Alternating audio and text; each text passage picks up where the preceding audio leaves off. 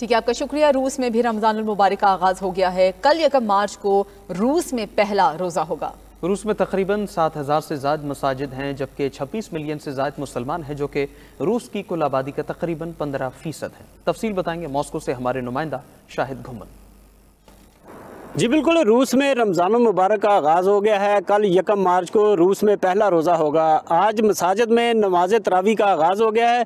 रूस में तकरीबन 7,000 से ज़ायद मसाजिद हैं, जबकि 26 मिलियन से ज़ायद मुसलमान हैं, जो कि रूस की कुल आबादी का तकरीबन 15% हैं। एक अंदाजे के मुताबिक 2050 तक रूस में मुसलमान रूस की कुल आबादी का 1/3 हिस्सा बन जाएंगे।